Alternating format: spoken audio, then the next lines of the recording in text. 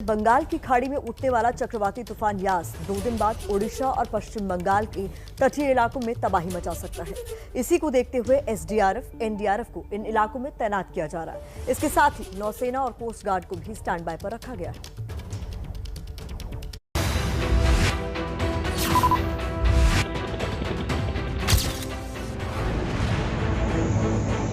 मौसम विभाग के मुताबिक बंगाल की खाड़ी में कम दबाव का क्षेत्र बन गया है। फिलहाल हवा के कम दबाव का ये क्षेत्र बंगाल की खाड़ी में बंगाल और ओडिशा के दक्षिण पूर्वी दिशा में है। अभी हवा की गति 60 से 70 किलोमीटर प्रति घंटा है। इसी के चक्रवाती तूफान यास में बदलने के बाद इसके 26 मई की शाम को पश्चिम बंगाल ओडिशा के तटों से टकराने की आशंका है।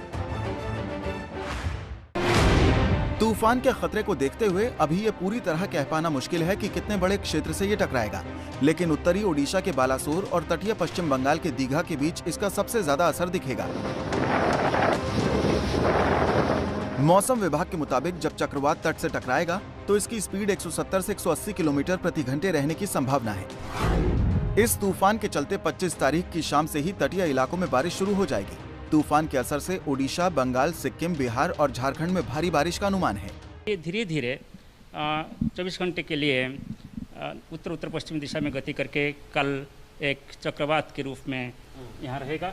नॉर्थ नॉर्थ वेस्ट दिशा में गति करके भीषण चक्रवात होगा और अति भीषण चक्रवात होगा 25 तारीख को, और 26 तारीख शाम को पारादीप और सागर आइलैंड के बीच ये नॉर्थ ओडिशा और वेस्ट बंगाल तट को पार करेगा।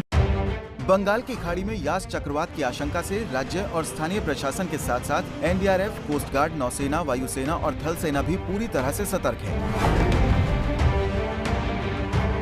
और प्रभावित क्षेत्रों में राहत और बचाव कार्यों के लिए अपनी टीम तैनात करनी शुरू कर दी है।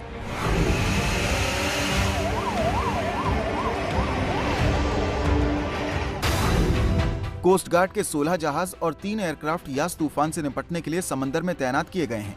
नौसेना की विशाखापट्टनम स्थित पूर्वी कमान मुख्यालय ने 4 युद्धपोतों को स्टैंड बाय पर रखा है। इन जहाजों में मेडिकल टीम के साथ साथ दवाइयां और दूसरा राहत और बचाव का सामान है।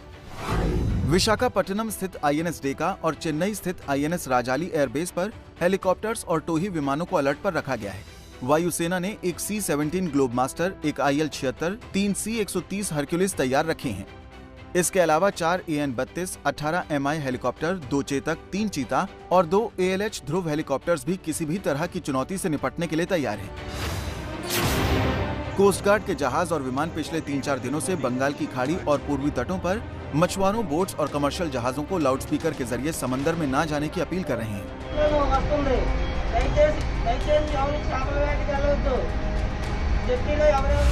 ओडिशा सरकार ने यास के खतरे को देखते हुए तटीय जिलों में हाई अलर्ट जारी कर दिया है।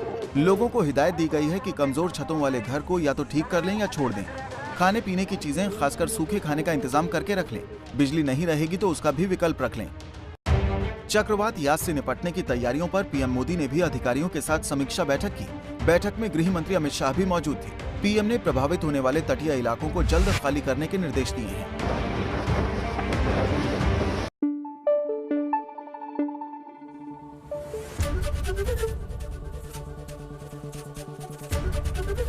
एबीपी न्यूज आपको रखे आगे।